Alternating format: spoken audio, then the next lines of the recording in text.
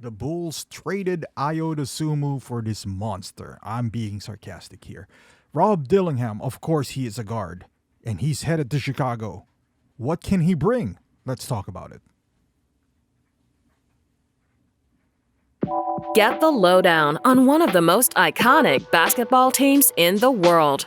You're listening to Chicago Bulls Nation. What is going on, Bulls Nation? So the Bulls have been really busy this trade deadline, and it's over.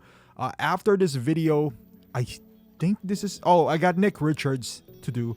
I was waiting for this to be finished because initially when I got the news this morning, I wasn't sure who was included. I know Ayo was, him and Miller, who thank God is over 6'6".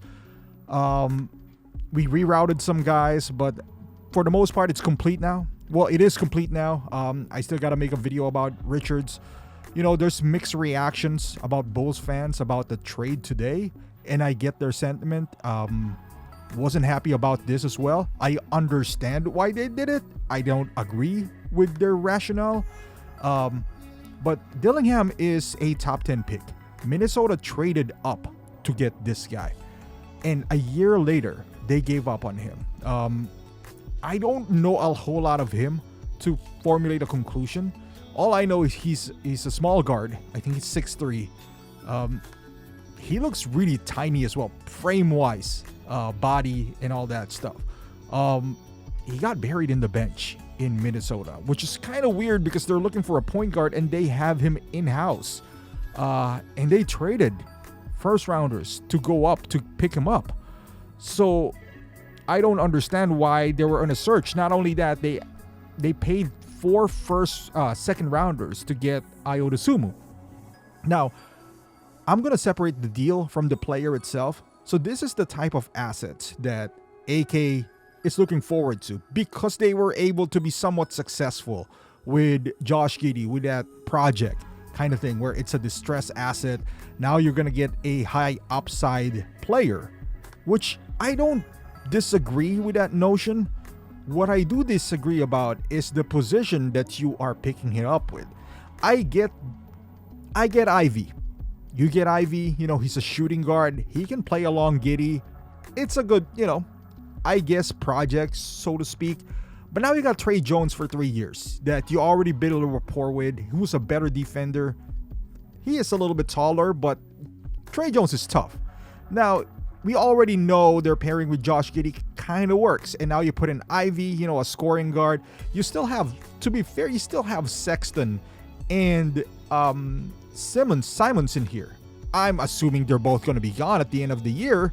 But you have those guards, It's going to be hard to pull in a sign and trade for those 2 guards next year because there's a lot of teams who has cap space that they won't need the Bulls' help to facilitate those. I don't know if you can consider them winning players for other teams to specifically look at them and be like, hey, you know what? Can you do a sign and trade for me for Simons? Maybe, maybe not. Maybe for Dillingham. But let's say, how are you for Dillingham himself? I don't know how you are going to rehabilitate his value if you have Josh Giddey on the team. If I was the Bulls, from here on out, Josh Giddey has some hamstring injury. I'm going to sit him out. Both him and Tre Jones. Let him heal up. There's no point in trying to compete this season. Hopefully, Charlotte overtakes us so we don't go to that dreaded play-in. Play Dillingham, play Ivy, mix it up with Sexton. Just play those guards, Sexton and Simons. If we go to the play-in, we go to the play-in. Good luck to the Reinsdorf. I don't want to go to the play-in, but I think that's what they want to do. Play those guys. Do not play Tre Jones and Josh Giddey. And then trade the 2 guys, both Sexton and him. I still think you got to get rid of Tre Jones or Dillingham.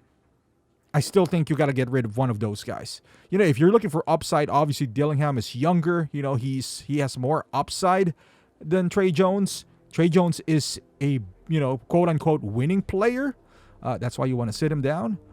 But I don't get it. Like if they do a swing with Jonathan Kuminga, I would even understand that. He's a different position than Giddey. But even if Dillingham does good, what are you gonna do? Start Giddy in Dillingham? What's gonna happen to Ivy? Are you planning to trade Giddy? That's what's puzzling to me. I don't get it, but maybe I don't need to because it's the Bulls.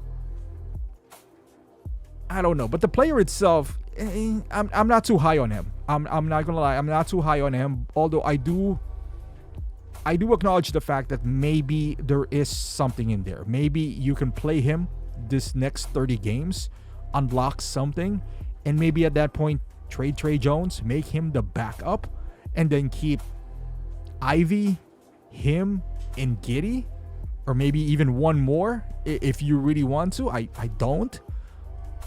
But we'll see what the Bulls' strategy is here. But because the depth chart for point guard is, you're going to play some in shooting guard. I get that. It's a small backcourt. But if you're talking about future, not just the next upcoming season, the only thing I can think of is they just don't want to pay Io, which I don't understand because Io is the younger version of Caruso, which is highly coveted. So if you were able to give, if Io signs for 15 or 14 million a year, I'll be really pissed at the Bulls that you chose 4 second rounders more than Io. Because a 14 million a year Io, I think, could net you, like a late first or something like that. I don't know what they're doing. Who knows? But we'll see. But thank you for watching. Hopefully you're a Bulls fan. Subscribe to the channel, and I'll see you in the next one.